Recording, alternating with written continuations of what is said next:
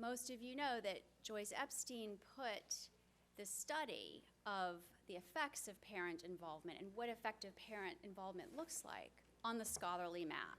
She virtually single-handedly created this field and now consults all around the world trying to build up these programs. It's a real honor to have you here. Sheena Wright runs one of the country's most successful, enterprising philanthropies. And she wakes up as the president of the United Way with a mission to improve the lives of the children of this city every day. So thank you for your work and thank you for being here. We're looking forward to a dynamic conversation, and I'd like to welcome first Dr. Epstein. Good evening. I'm delighted to be here. I love to come back to New York. I'm a proud product of New York Public Schools at PS 23, PS 20, and Flushing High School. So I owe a debt to New York City Public Schools, and it may be perhaps we can build on that from what we talk about tonight. This is going to be a speed mini course. We have only a short time. We have a lot to share. You have the slides that I'm going to speak from, and so you don't have to take notes on the slides, but I welcome questions, and Sheena and I both said, I hope there are a lot of questions, because questions are the best part. So I'm going to speed through some of these slides because we don't have a whole lot of time. I'm going to thank Kelly Siegel-Steichler for her organizing this, and Ashley Rogers-Berner for her welcoming, and of course the Jack Rosenthal and so forth, and I believe that David Steiner will be joining us too later. So we're on a question mission tonight, and I'm going to speed through what we've learned. I call this then and now because I'm going to contrast for you what was happening when I started this work, way back when, how people talked about this topic, and what we've learned since. I'm at Johns Hopkins University. I direct a center called the Center on School, Family, and Community Partnerships. And in that center, we run a project called the National Network of Partnership Schools, or NNPS, to invite schools, districts, states, organizations to join us, to learn to use research-based practice, and we'll help in return for the data we collect every year to help you analyze and evaluate progress.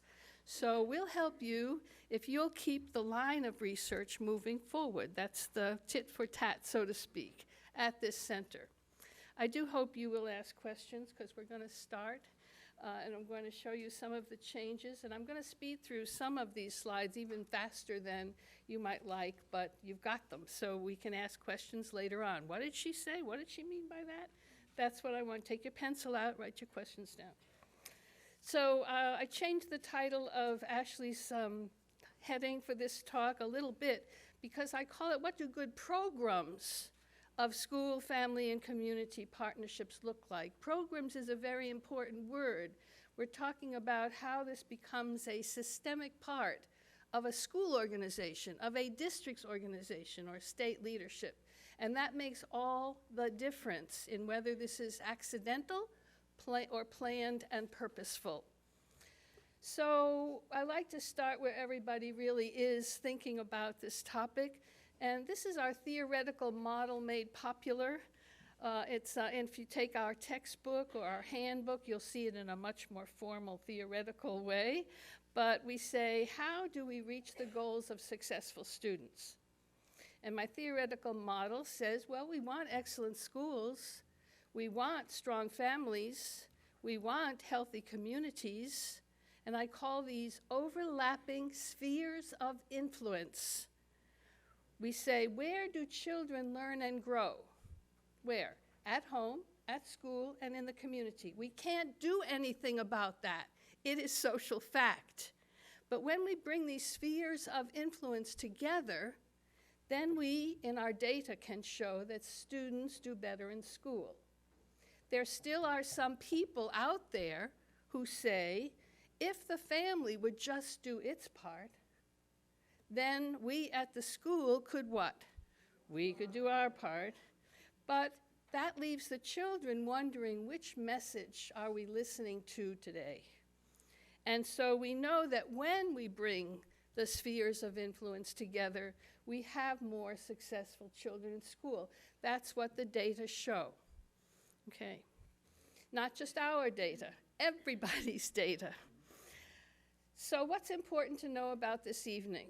First, I know you are here on this Monday, Tuesday, where are we here? Thursday. It's been a quick week. We had Martin Luther King's birthday this week. It's changed the days around. We know that you know family engagement is important. You know that. You also have some idea about what is good family engagement. There's all kinds of good things happening in your schools right now, and you recognize them. What is missing from most locations is how. How can we make these good things happen everywhere, in every school, with every family, for every child, so that more of our students reach the goals and standards and targets for success that you are being held responsible for? That is the trick, okay? That's what we've been working on.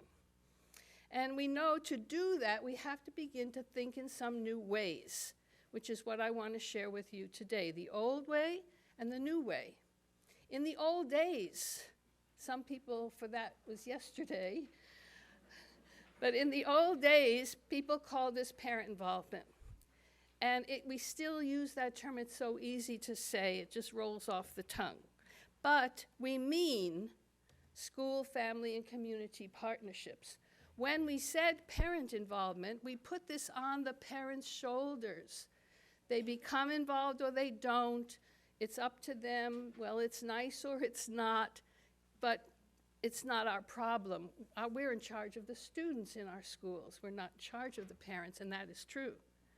But when we say school, family, and community partnerships, we mean the school has a role to play, families have roles to play, communities have roles to play in helping students do their best every day in school. And so we must change our terminology so that we know what we're talking about. And that makes all the difference too. In the old days, this was up to parents, as I said, or organized by a few. If we had a great parent leader in the school, everybody was just real happy. But there was just one, well, that was just one. So that isn't the way it works anymore to help all children. So we know now this is part of school organization. It's a responsibility of district leaders. It's a responsibility of the principal and of the teachers and of the counselors. It's part of school organization the same way, I like to say, as a reading program, like reading, like math, like testing, like PE if you're lucky, like art if you're lucky. But the notion is, so how do we do that? And we know from our studies that we have to do this with an action team for partnerships. We started our studies in 1981. Some of you in this room weren't born yet. Don't raise your hand. But we started in the elementary schools and then moved to middle schools and then studied high schools and then studied districts and state leaders. And what we learned early on is this is not one person's job. You may have in New York City a parent coordinator. That's good. That could be a richness. But not for that person to do this work alone.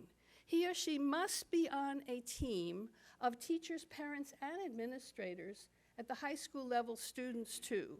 They must work as a team that speaks partnership. Otherwise, we're not going to be able to do this for all families and all children in ways that link to school goals. So we use the action team for partnerships, and I've shown you on the slides a couple of our award-winning teams. In our network, the national network, we invite the schools, districts to join us. We have about 600 schools now in about 60 districts all around the country and in a couple of other countries. School level, they must have a team. And if they work with us for 2 years or more, take the research base that we're offering and make it their own and show they can use those structures and processes to help their schools and their families, we will recognize them with an award. And so these are the pictures of 3 of the award winners last year, and they're at the elementary, middle, and high school levels. And if you're close up at these pictures, you'd see they're all smiling. They're all smiling. They love to get a plaque that says you've done a good job in your own community, in South Carolina, in Washington State, in Connecticut, doesn't matter where. So the action team structure has 2 or 3 teachers, 2 or 3 parents, and the principal. If the principal does not want this to happen in a school, it is not going to happen. But the principal is a member of the team, and at the high school level, 1 or 2 students. But many schools, you could see from those pictures that they have many more people on the team than what I'm just saying is our minimum requirement, so to speak, because people want to be on this team. After the structure and after getting through how do you do this, this actually turns out to be fun, joyful, bringing back some life to the schools that often are accused of being skill and drill or too much on tests. Family engagement brings many happy things to a school as people begin to learn to work together, talk to each other, see what everybody's talents are. What does the team do? First, they review the school improvement goals. Everything we do must link to each school's improvement plan, otherwise the principal doesn't want any part of it. They choose 4 goals, 2 academic goals, 1 non-academic goal, and a goal for overall good partnership. My school might choose reading and math. Your school might choose writing and science. That's okay. If you engage parents in these ways to help children reach the goals that have been set in your state tests or in your district standards or wherever, and they reach these goals because your school was working in writing and science and mine in math and reading, we'll learn something from each other. That's the beauty of networking, which is what we're trying to help people figure out. The team writes a 1-year action plan so that it's written down. How are we going to do this? How are we going to do this on our 2 goals for academic success and our goal for attendance or behavior or whatever our non-academic goal might be? So that there's a plan that's going to be evaluatable in terms of how we did and what we reached.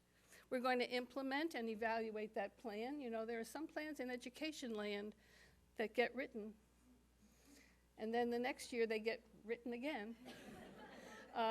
The idea is to implement and to learn something from that process. We don't succeed on everything we do. It isn't perfect the first year or the first time. This is not magic.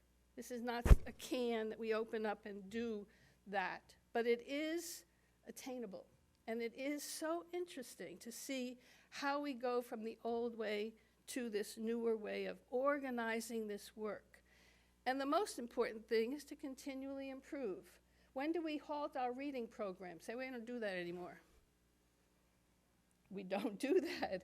So we must not either halt our family, school, community partnership program. The team structure really looks sort of like this. Every school has a school improvement council team. What do you call it here? School leadership team, perfectly fine. But that team is not the doers of family engagement. That team needs a committee, an action team for partnership that's going to actually make this happen, not because there are a couple of parent leaders on the team, but because they are going to reach all the parents in the school. It's not about the couple of parent leaders. It's about all the parents of all the children in the school on goals that that school is working toward with those youngsters, for which you are being held accountable, okay? And so the structure of the action plan I just mentioned, 2 academic goals and a behavioral goal and a goal for good partnership.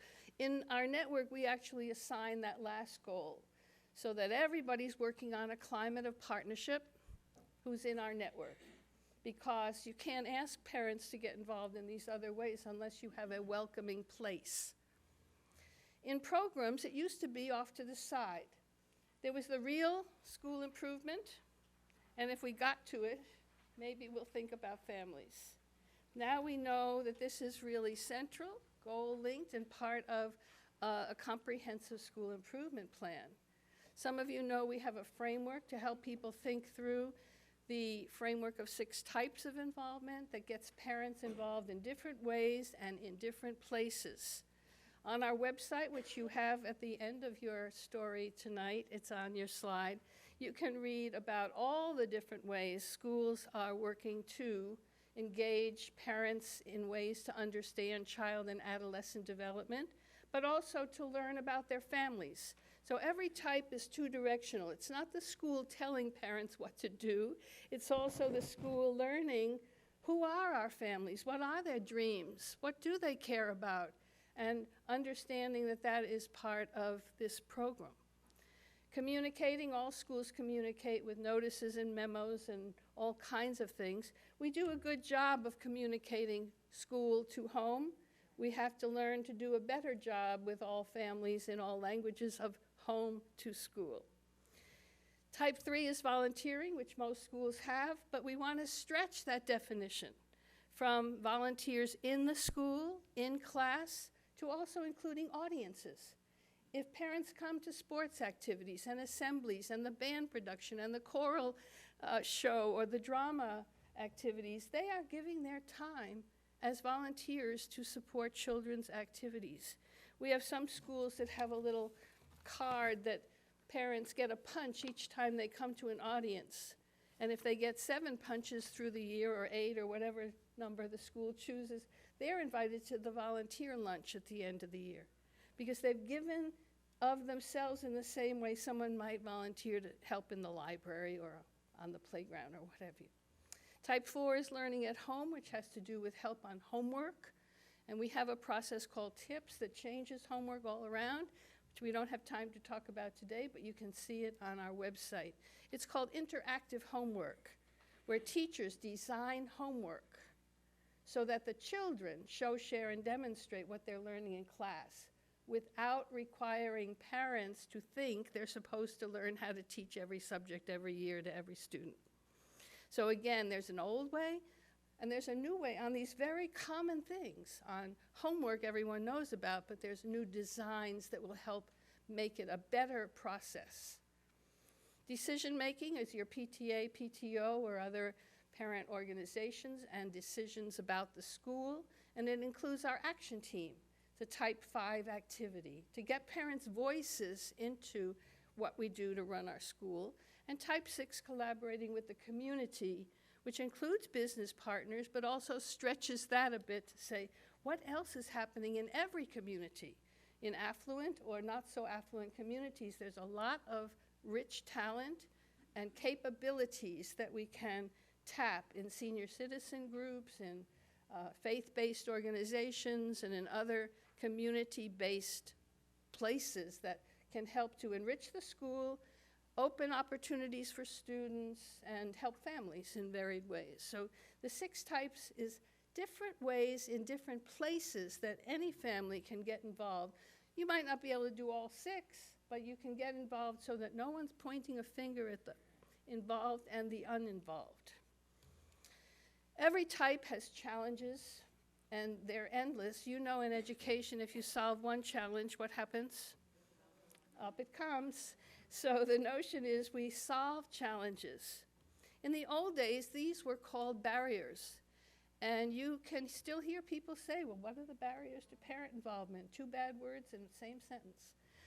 So the notion really is to understand that when people talked about barriers, they were talking about parents with differences, different backgrounds, different cultures, and homeless students, and all kinds of realities. This was a deficit model, a way to point fingers at the ones who can't or don't or won't. We know from the schools that have been working in our network is 19 years old. We have seen everything across the country, and we know that these so-called barriers are solvable challenges. They are challenges, they are real, but they have solutions that are creative, clever, and equitable, which is one of my kind of soapbox words. But the notion is this is a strengths model. Every family has strengths. We must find how to tap it. Yes, it's a challenge, but it's really a great challenge and I'll show you a book where you can see that. In the old days, this was a pre-K topic. My inspiration was Head Start. And I visited Head Start centers and wondered, when does this stop? When should this involvement stop? And then we started our studies across the grades. And I don't know, I have a son who lives in New York, and he's in middle age, and there's still parent involvement. And you may have that experience too. It does not quite stop. But we have to learn how to bring these things together at all age levels in a way that creates a sense of community in the school. In the old days, these were school-by-school decisions. I went into a Baltimore school, and it would have a great activity going on, and the teachers would say to me, "Shh, don't tell anybody," because they wanted it to be theirs. But we know now that that's not the way to run this as a network and as a learning opportunity. Now we know this is a multi-level leadership story where schools and districts, how many here are at the district level tonight? Who's here from the district level? How many are at the school level? How many are at the community level? Who are the rest of you?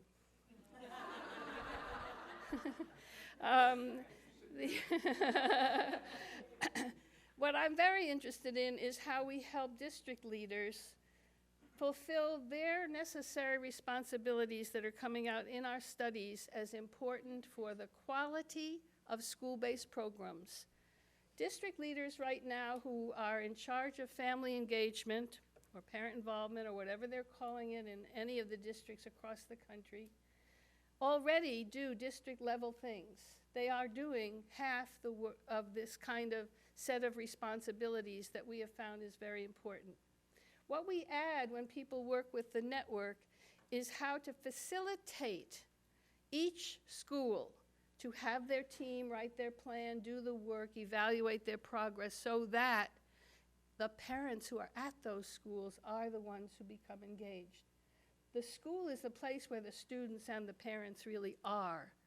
And that's why we have to add this second level of effort. It does add a bit to the district's work, the district leaders and their staff's work.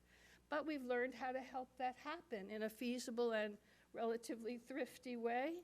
And you're way ahead in New York if we could find the location that really is able to do this, because you have your parent coordinators, and if they could be trained in the right way, you really would be miles ahead of other, what I call huge districts. We just started to work with Los Angeles Unified. They have 800 schools. I think you're bigger. But they're starting to understand that they can do this if they have this district level leader. These are two of our recent award winners who are showing how to do this across schools within their district. This is a district in Washington State, and we work with organizations too. In Cleveland, this organization works only with preschools. And they have 40 preschools, religious schools, and public schools, and charter schools, and private schools, and all kinds of preschools that are figuring out they can do this too in a systematic, organized, goal-linked way. The point of all of this is to reach results for students. Otherwise, we really shouldn't bother. In the old days, this was about parents. And I always tell audiences, you know, if you have one thing that you could say after you leave tonight and after we talk and discuss, is don't say you came to this activity where we talked about interesting things about parents. It's not about it's about student success and how we mobilize the parents to help build that capacity in academic areas and behavioral ways so the students succeed in school, more of them. It's not magic. It's not going to go from 0 to 100% tomorrow or even in 1 year, but it does help. 5% this year, another 5% next year. What targets do you want to reach? And how are you mobilizing all of the helpers who can mobilize and motivate children to do their work in school, do their homework, go to school on time every day, and so forth. So the notion of all of this is to help the teams write a plan. They use the 6 types of involvement, and you can read that slides that shows how they link family engagement to reading, and to evaluate their results. It's no longer okay to just say, well, maybe we'll evaluate. Now we know it's really essential to evaluate. In the old days, we didn't network. Now we know we can share success stories and help people learn across place, even across states that are quite different from each other. Equity underlies everything we've talked about in this quick time period, but we are not interested in the haves and the have-nots and the do's and the do-nots and the blame game and the finger pointing and whatever else you'd like to call it. We now know this is a strategy to organize schools to help all families and to meet the guidelines, which are really actually pretty good in Title I on this very same things. Budgets for partnerships used to be, and often are today, not well allocated. And what we know is if there's a team that writes a plan, then school-based plans can allocate budgets to support the activities that are in the one-year action plan. Then we know we're using our funds appropriately and in a timely way. So in this mini speed course, we have talked about principal leadership, the definition of family engagement, that it's all grade levels with an action team that writes an action plan for the framework of 6 types of involvement linked to success and results for students with budgeting, evaluation, networking, and district-level leadership. We just covered all of that in 25 minutes. Now, the notion is, did you hear me? Yeah. That's the question. And what do you think about it? We'll talk about this when we have questions later, but just with a quick show of hands, how many think some of these are particularly important to the schools you know or the schools you want to help? So let's go back. Principal leadership. Definition, new definition, grade levels, all grade levels, not just preschool. Action team, having a team approach. Everybody raise your hand, come on. Having this about equity. Yes, and so we know that if we put these activities to work in a structured, systematic way, this really can work. Your last few slides simply review what we just talked about. That we help schools put together the pieces that they need for this program, and that the district leaders and organization leaders help schools to do this work. They're motivators. I call them shepherds. You're going to facilitate and shepherd schools so they get this capacity to do this work. We have this network at Hopkins, which you can read about, and we have a number of publications that may be of interest to you. When you join the network, everyone gets our handbook, and these others have specific topics of interest. These are all on our website. We're going to save the questions until after Sheena speaks with you, but please make note, not just circle it on your page, of our website. It is chock full of information on all the things that we just talked about. How many heard something that's interesting for the work that you want to do? Good. Thank you very much. Woo! That was fantastic. Thank you, Dr. Epstein. When I met her this evening, I was like like she was a rock star. I'm a big fan of her work. And, I think you would be so proud and pleased to know that there are many organizations and institutions that are using your framework and the tools, the research-based tools that you've developed that are outside of your network, and really working hard to deploy the research base that you've worked so hard to provide for us. So we really are grateful for your work. And that one slide that had all of those resource materials, I have every single one of those books, and I encourage everyone to get them. And as I look around the room, And the people who are gathered here today, there's great people in here doing great things around parent and community engagement. And so I encourage people to learn from one another. So I think my job here this evening was to give some examples of that research framework, kind of put into context here in our hometown, and I'm happy to hear that you're a New Yorker as well. And you know, we've been working and trying to deploy some of those strategies to advance the work. So I'll just give you a little bit of an introduction here on why is somebody from United Way talking about this first. United Way of New York City is focused on our mission and our vision is about making sure that we have equitable opportunities for all New Yorkers, essentially. And we are really focused on some of the most challenged communities in the city and making sure that they have opportunities and access to educational opportunities, financial strength and stability opportunities, and opportunities to make sure that they can achieve good health. And what we do, we are not a direct service organization, but we work with an array, hundreds and hundreds of nonprofit community-based organizations in every single neighborhood and community in the city that works with educational institutions, you know, hundreds of schools, and we help communities and we provide resource for communities to diagnose what the particular problems and challenges are in our school for our kids in our neighborhood. And so we help provide resources and research and expertise to help them really identify the problems and challenges and issues and strengths that they need to bring to bear, and design real solutions. So in our neighborhood and community, we have a particular challenge around X, and we work in education, income, and health. What's the plan? What is the community solution action plan that is going to get us the result that we seek as a community? And we're talking about all stakeholders. So when we talk about education, we're talking about parents, teachers, children, community-based organizations, businesses and communities, churches, the entire community wrestling with a particular problem or challenge and trying to come together to develop a solution. And then once the solution is designed, our job as well is to help deploy resources to make sure that there's fuel in the tank to really implement the interventions. And I'm going to give you some examples. And if we need volunteers, if we need some resources, and whatever skills, our job is to bring that to bear.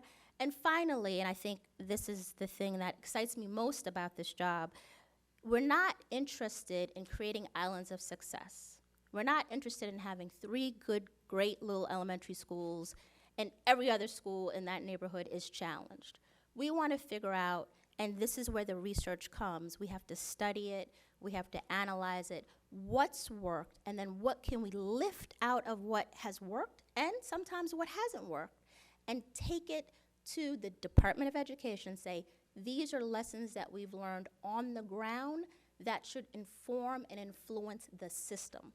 Because at the end of the day, what we want are great schools for all of our children. We don't want to have, you know, if you're lucky enough to get into X, Y, or P, then you'll have this advantage and opportunity. So that's who we are, and that's what we're trying to do.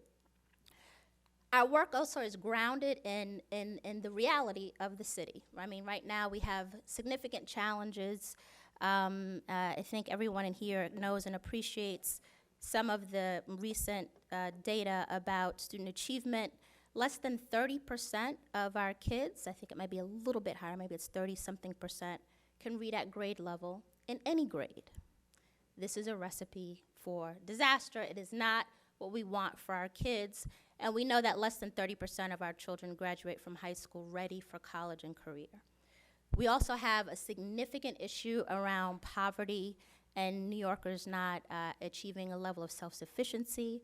We have the biggest income inequality of any place in the country. We have homeless challenges, unemployment challenges, health challenges. So that's the context for the work that we're all doing and that we have to do.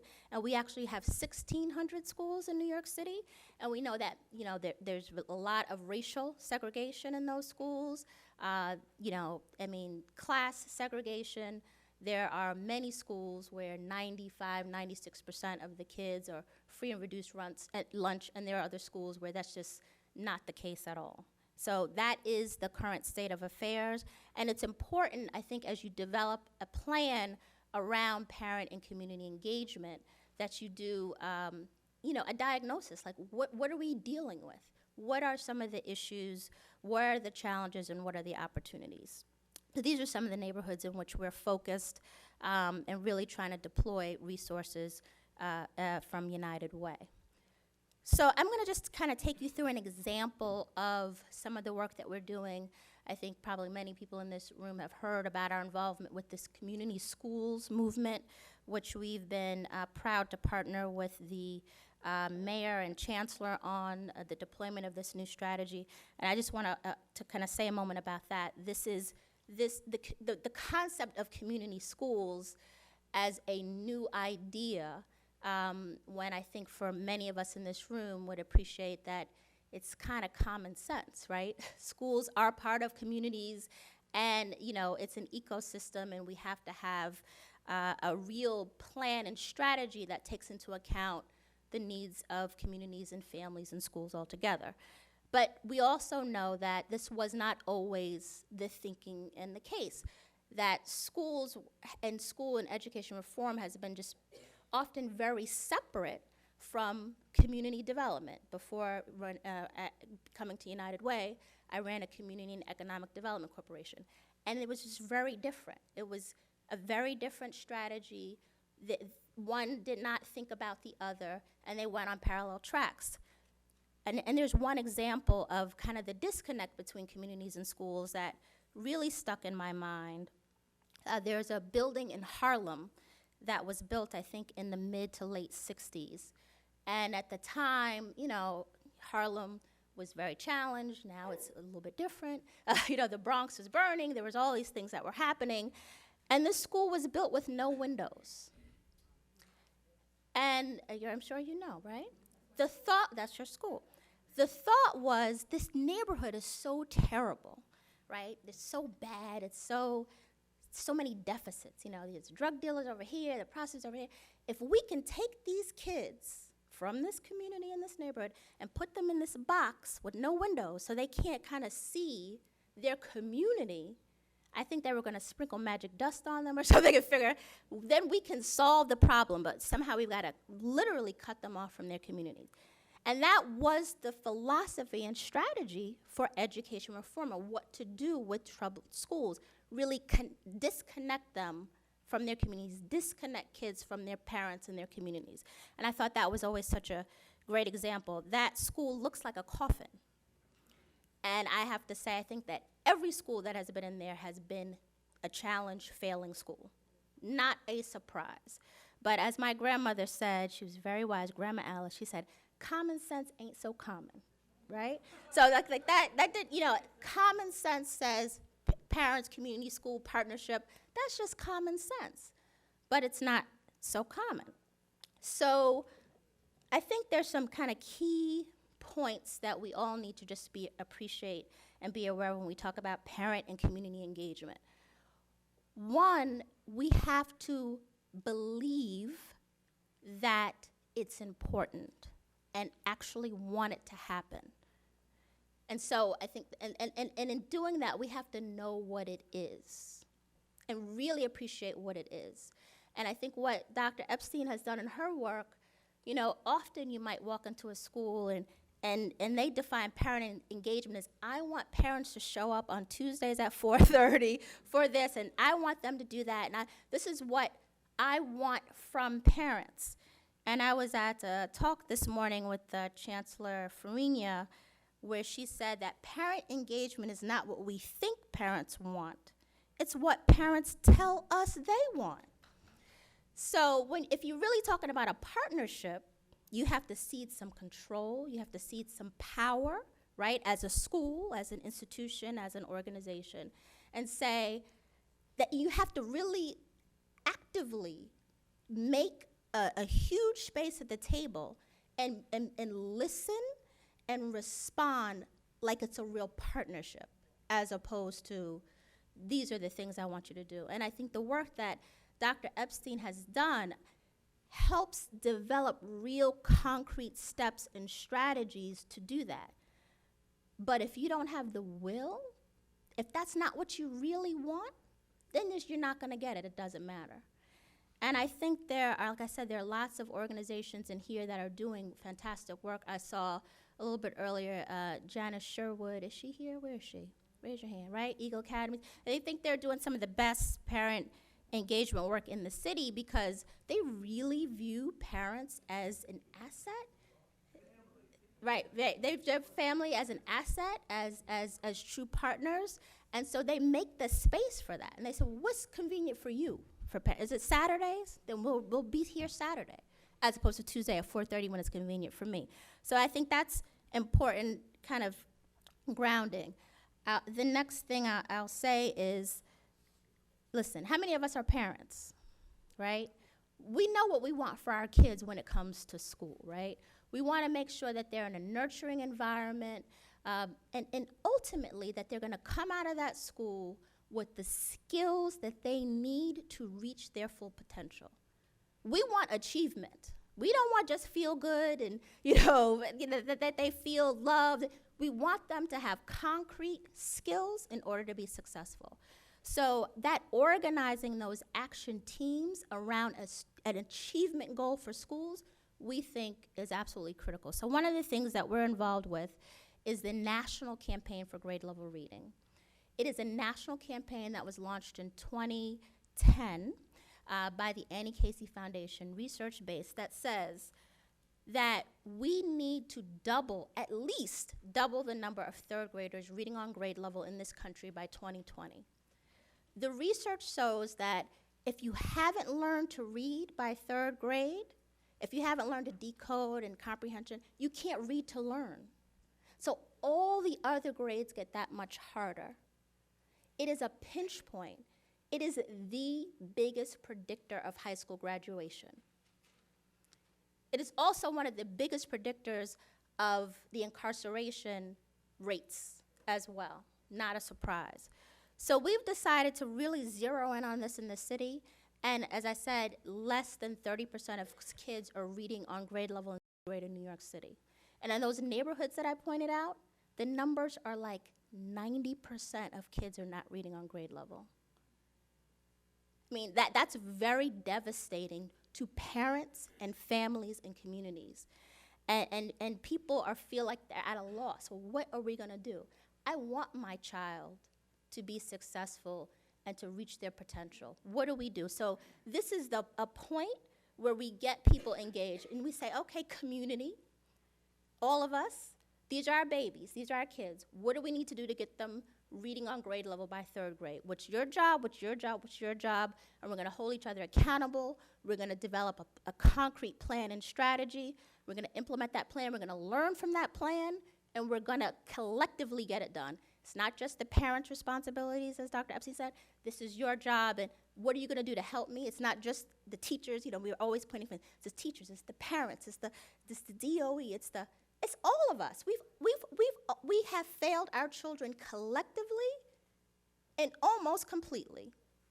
And so it's all of our responsibility and obligation to put our shoulders to the plow and never think that we can do it without parents and community. It's a recipe for failure. There you go. What I just said. So, in part of our diagnosis, right, so this is one neighborhood in which we're doing that work, and I have some of my colleagues here who are actually doing the hard work. I appreciate them very much. Mott Haven is in the poorest congressional district in the country. It is the second highest food insecure community in the country. We are working now across 9 educational institutions with 25, it's actually more like 4,000 children. Almost 70% of the families have household incomes below $25,000 a year. income is a real challenge. These are all students of color, and in this particular community, a significant percentage of them are English language learners and have families that live in linguistically isolated home. High numbers of young people with individual education plans. The high school graduation rate is one of the lowest in the city. So that's the, kind of when we diagnose, okay, so what are we dealing with? There are also a lot of strengths and assets. And part of our work in building that plan is to identify all of the assets in the community. So they're the ones that are evident, the local library, the this or that. And there are other assets that only come out and are only realized when you really engage the community. There might be the Mrs. Gonzalez that is a touchstone and a resource for pregnant teens in that neighborhood, and they know that's where they can go. How many people remember Mother Hale, right? She was a significant asset. She's not going to show up on any community planning map, but people in the neighborhood knew that she was an asset. So you've got to collect all of that data to do an appropriate diagnosis to build your plan. Because the plan, as Dr. Epstein said, is strength-based. You're building on your strengths. So in order to get kids reading on grade level, in the time frame that we have key essential strategies. Family and community engagement is one. So we've actually used the framework and said, okay, listening to parents, doing focus groups from our early childhood programs, our elementary schools, and understanding what assets they have to bring and also what they need from the school and the community-based organizations. So doing things like we've had a partnership with Scholastic called Read and Rise, working with families, helping them to figure out how should I support the instruction going on during the day, how should I read to my child, ask them questions, check for understanding, making sure that the communication works as it is back and forth. One of the things that I think is effective and important is to use parents to communicate with one another. So if there is a parent, a tree, a phone tree, where people pick up the phone and they encourage each other and they're motivated in a different way than when they get that robocall from the school, right? Volunteering, doing an asset map of parents' skills and just ask an open question. What do you think you can offer? What kinds of things would you like to do? How would you like to contribute and volunteer? Helping to make sure that there are resources at home. 61% of low-income families do not have books at home. And then people hear this and they think, what's wrong with those people? If you looked at the income that I was telling you about, people are making decisions every week about rent and food. Books are a luxury. So if we can bring community-based organizations in to provide resources and parents can see schools as a resource to them as well, then that's a good and important thing. As I said, many parents in this community are linguistically isolated. The school said, we want to have English as a second language courses at school so that they see this as a resource for their own advancement. And we think that's important. So that all shows up in the plan. And it's really a whole family approach. Schools are absolutely about children and making sure that they can achieve and be successful, but we also need to take into consideration and take into account parents' needs and desires as well. And if schools can be opened up, not closed off in a windowless box, but really be a part of community and be a resource of community, then we think that is the best recipe for success. So these are some of the examples, as I mentioned, I think already, about how we're trying to get this work done in Mott Haven as an example. And again, we have a very concrete, simple goal of increasing the number of third graders reading on grade level. What we know and appreciate is that there's not a magic bullet, but a reliable recipe for success. And the work that we do with parents and communities as essential ingredients in that recipe is this kind of what an example of this is. So we're leveraging businesses and other community-based organizations and parents and communities to make sure that our children have what they need. So that's an example of what we're doing in Mott Haven, and I'm just really happy to be here to share with you. Thank you. Okay, well, thank you both so much. I know everyone in the room has a clutch of questions to ask. I know I have a lot of questions, but I'm going to start with maybe one of the naughtier ones that pertains to parent involvement and community engagement, and that is getting fathers involved. All right, so we have many of our national leaders, including our president, who talk openly about a, quote, crisis in fatherhood. If you saw President Obama's speech, his address in 2010 on Father's Day, it was about his own personal experience and about the needs of and his hopes for the future of our country. So the White House Initiative on Fatherhood and Mentoring provides all kinds of resources and statistics, and here are just two pieces of them. Quote, children with more involved fathers experienced fewer behavioral problems and scored higher on reading achievement. Research shows the significance of the role of fathers, even in the case of non-resident fathers. Now, this is also true that it helps fathers. They also talk about how incarcerated fathers who write their children once a week have lower rates of recidivism and lower rates of violence in prison. And yet, the CDC still talks about how few children really have a relationship with their fathers. So I think my question is, well, why is this difficult to talk about? What are some of the challenges that you've both seen in research and on the ground? And how can we turn this into sort of an asset rather than a deficit model? Well, father involvement is a key part of everything we do all over the country. So we have collected data on fathers. Schools in our network are asked to engage fathers, whether they're resident fathers or non-resident fathers. This gets tricky. I think that part of the issue is that some family engagement activities across schools, even in your programs, already automatically include fathers, mothers, grandparents, foster parents. So some fathers are, in fact, involved. It's when we have a non-resident father or a school that only runs activities either only in the evening for fathers who work at night or only in the daytime where fathers were working during the day. In the schools that we work with, we really try to encourage, if you're running a workshop, you might like to work it twice, once in the morning, once in the afternoon. You'll get different people who are able to come at different times. We set a special topic in our evaluations every year, and one year we did a survey of the 600 schools about how they involve fathers. And you can, if you can't find that on our website, it is in one of the annual reports because schools are working on this. So for the schools that are in our network, of course, those are the schools who have already said they want to do this work.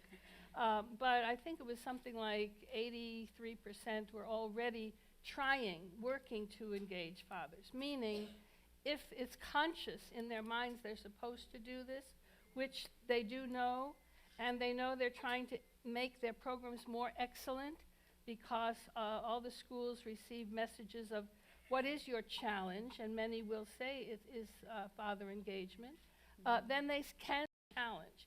And they're doing it in very creative ways. What are the two best? The two, one, for example, I had a photograph up there of the preschool group in Cleveland that the leader of that group, our key contact for the network, picked father involvement as her theme. She picks a different theme each year to spur her preschools to do something on that theme. And so I think it was 25 or 28 of the preschools had to think of different ways to involve fathers. Some of them did it with, I remember one, it was called Dads and Dirt, something like that, that they want to think, what would get fathers to the preschool? And it was something with science lessons and classes. And others, you'll see on the books that we have on the web, you'll see the last 2 years have father involvement activities in the photograph of the picture on the cover of these books. One of them had a birdhouse making activity in South Carolina that was linked to math standards.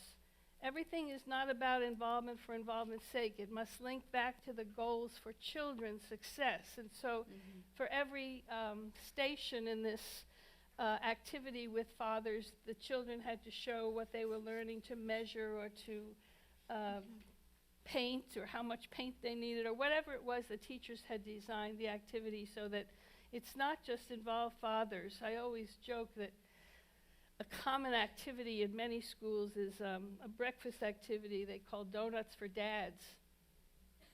That's okay. Donuts for Dads simply adds pounds to dads. So we have to think of creating it in a little better way. And so we have schools that do breakfast with dads about children's poetry, or breakfast with dads about how we are using math in physical education. I think that if you look into the books we call Promising Partnership Practices, you'll find in every year father engagement activities that are clever and creative and goal-linked. That's the part that we're trying to help people put into their school improvement plan connection to family engagement. Unless that is systematic, you could have a lot of wonderful things going on, but it's not going to add up to the price And what of about, fish. what are you seeing? Well, I think that it actually begs a larger question of what I think we have a societal problem in this country about what the role we believe fathers should play in child rearing, right? I think, we believe as a country that that's really mommy's job. And so, we bring daddy in for discipline, right? I mean, that's our model. And so we have to appreciate that. So, and then we have to change that. That we need and expect fathers to play a much more active role in parenting, just like we need them to be taking out, washing the dishes, and doing other things that are, in our American culture or traditional, the mother's domain. And I think that underlies a lot of this, because I think in any socioeconomic group, it's, transcends race and class, that mothers are the ones that are predominantly expected to be involved and engaged in school and participating. So we absolutely have to be very intentional, appreciate that that's a bias that we have, and then work really hard to overcome it. And so there are, I think, lots of models and examples of successful strategies. And I would say one of the key things that I've seen that has led to success is when you have actual fathers leading that effort, actual fathers in the design of those strategies and making those connections, and they're empowered to do it and resourced and supported in doing that. But the bias, the underlying bias, I think is something we just have to absolutely be real about. Like, this is what we think dad should do and mom should do, and then say, as the evidence says, we need dads to do something different than what the expectation of them has been. But we need it in design. So my favorite word along this line for program work is design. You can have a great goal, but unless somebody, in our case the action team or other teachers in the school or the district leader, unless they're taking the time to design how to make it happen, we'll be stuck in what we understand as societal patterns or what have Or you. subcultural patterns. Or subcultural patterns. Many of our schools now are using a math connection with Lowe's or Home Depot. Or is that what it's called? Yeah, Home Depot. Or something like that. And the kids go out with dad and or mom, and they've got their math standards for their class level, and they're going around and they're gathering and measuring. People, again, using the community in a different way by design. And so we have to really think, we know what the challenges are. We really do. Those are very dramatic statistics that you put up. That's starting point one. That's time one. And the question is now, if we're going to change that from 30% reading on level to 40%, how are we going to get, Well, let's get there. Let me just interrupt for a moment and say, those of you who haven't had a chance to look on the Johns Hopkins website, there is plenty of the research available that actually tracks an intervention or a program and the academic consequences of it, which is, I wish we had more time to talk about that. I know we have a lot of audience questions, and so let me ask both of you to keep your answers very brief so that we can get as many as possible. Kelly has the microphone. Who would like to start? We have Jennifer Hartman. So I'm a university professor. We use your textbook in our family home community Good. course. And teaching it a year ago, one of my students, I talked about resources for doing this because a lot of people I think that there's really, you just have to kind of make it up for families, you're scraping the bottom of the barrel or whatever. And I talked about Title I and talked about some different resources. She went back and found $60,000 for her school. You bet. And so can you talk a little bit more about resources that are available? Right. I have lost patience with anybody who says that there are no funds to do this. I know that Title I, in our network, we ask about funding every year of every site. What are your 3 most prominent funders for this work? Title I is always at the top, but there are other titles also on professional development and English language learners and other titles that the schools are receiving, and in those language of the law have a responsibility to engage families in some way. But it's only when that district level leader is going to make friends with interdepartmental colleagues to tap their budgets so that they can really fund. Now, what are they going to fund? If they're going to fund, as I've gotten questions at the end of a year, Joyce, we have all this money left, it's May, we don't want to send it back. Never send money back to the government, never. Should we spend it on balloons? No, we always need balloons, no. The notion really is if we understand that, if the district level leaders understand their budgeting, the money in all of these titles, plus principals discretionary funds and community in-kind contributions. There's a whole section on funding in our handbook. I'm not so sure about the textbook, maybe. And we should say, too, that all of these titles apply to parochial schools and Jewish schools and all kinds of independent schools as well. It's not only the public schools. And we've gotten the price of this down so low that, by collecting data to see what's the average cost, and we've had to do Joyce, that we per need to keep on with the pupil, questions. but we could talk about that. Do you want to say anything on that, Sheena, before we have another question? Funds are available. Question over here.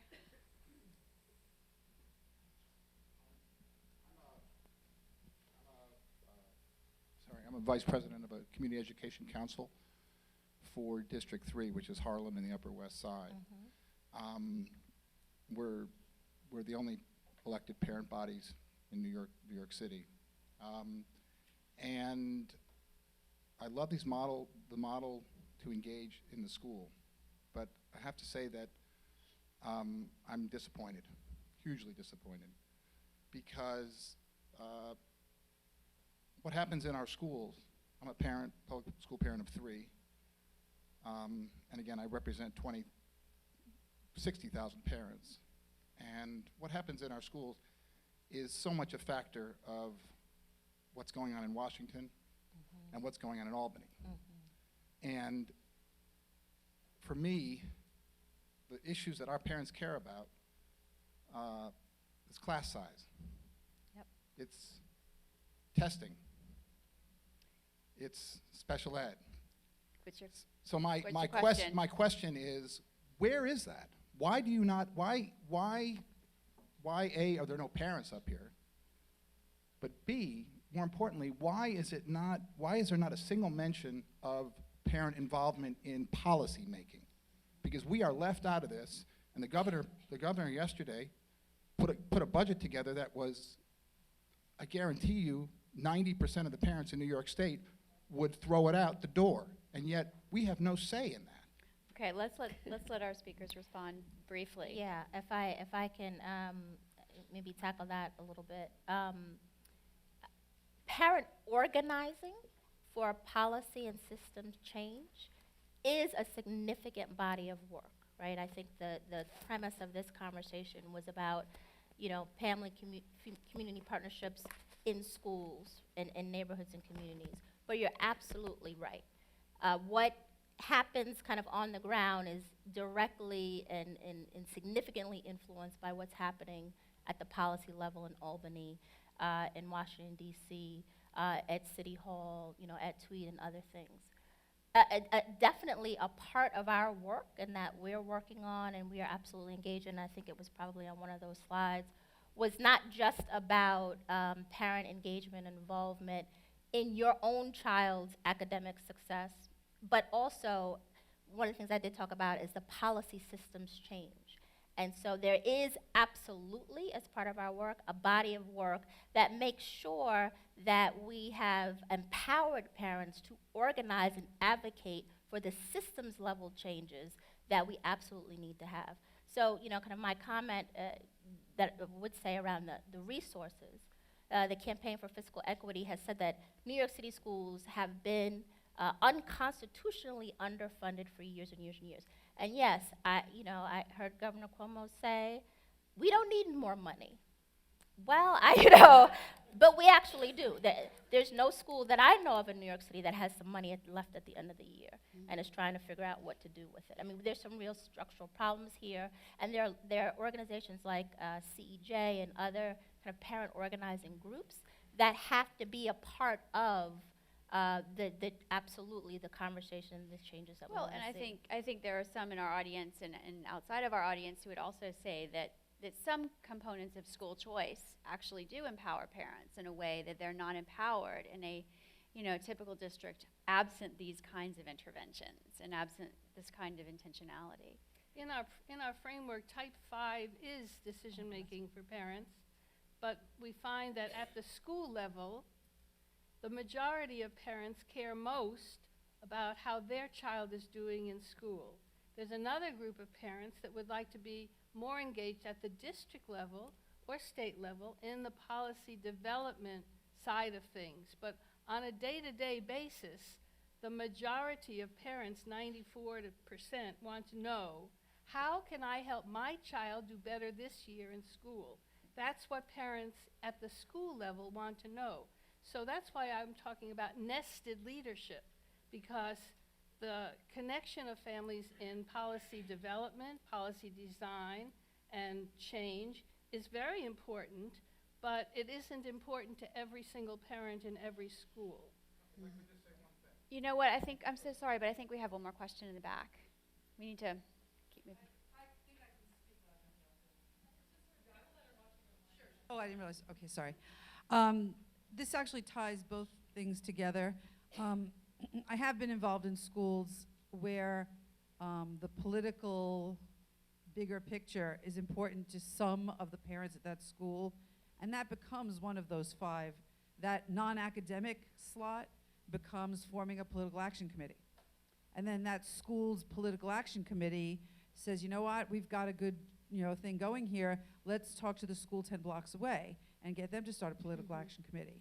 Do you have a quick question for? Yeah, well, I just wanted to say, do you encourage that in that framework, Absolutely. making one of those, making that empty slot that's non-academic? That's Right. The the question. non-academic Do you goal, encourage that to be one right, of the the slots? non-academic goal that I was talking about in our action plan is a non-academic goal for student success. But the last page of a plan on partnership climate would cover what you're talking about. We would certainly encourage that kind of connection on policy development, on issues and challenges that need to be brought to the district level for a discussion or change in policy. You have to see this as a whole picture and not look at just one piece at a time. I really encourage you, sir, also to take a look at our website and see what the schools are doing on these topics, and then write an email, we have a rule that says answer all email. So sometimes that's a good thing. Do we have some more questions? Just one up front.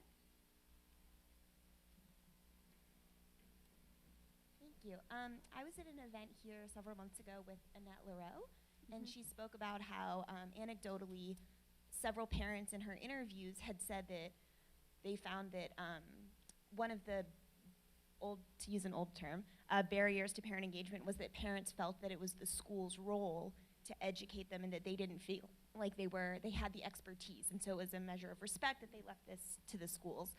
And I'd be curious to hear whether you encounter this yourselves, and if so, how you combat that, because it sounds like a counter, idea. And Annette is a good friend, and she does a different kind of research. The distinction that I make is studying what is versus what might be. Annette's research speaks loud and clear to what is. If you go to any given school, you will find parents just like that, who say, gee, I think it's the teacher's job. It is the teacher's job, in part. We ask, what might be if we change how we think about this a little bit? And we ask, all right, you have a choice. Tell me your answer to the question. Whose job is it to help students do their best in school? It's the teacher's job alone, or the teacher will be more successful if they work better with parents? That's supposed to be a rhetorical question, but we have to do both. We have to know what is in order to change to what might be if we do things a different and better way. So her interviews are true, but not finished in terms of the work of the school and the research that must be added to sociological research on education. There's both questions that must be answered, what is and what might be. Sheena, do you want to? Yeah, and I would also say, just again being very deliberate and intentional and appreciating that, yes, so parents might feel you have a level of expertise in education as a teacher, but in order to really get the parent engagement that you need in order to be successful, you have to also say, you're an expert in your child. And I need your expertise, and I need your thought leadership, and we have to do this together. And so just being very intentional about that, and in the invitation to co-create and co-design the experiences that people want for their children is I think, an important thing. Just a quick example, a high school teacher of my son in Baltimore City Public Schools at an open house night had a piece of paper on every parent's desk, and it said, what do you want me to know about your child's special talents? She knew, the parents knew something she didn't know. She'll find quick enough what their problems are. But to know that someone plays the trumpet or is super in art or technology, that would help her class and her curriculum and her utilization of parents' knowledge of their own child. They are the experts. I am afraid we're going to have to close the evening. I know many of us, I have a burning question, which is how much parent involvement is too much parent involvement, which is somewhat of an impertinent question, but it does affect some sectors of our society. But I think this evening has been the start of a conversation, and I hope that all of you here have met one another and will reach out to these leaders in the field and just continue to help New York City's children thrive. So thank you very much for being with us.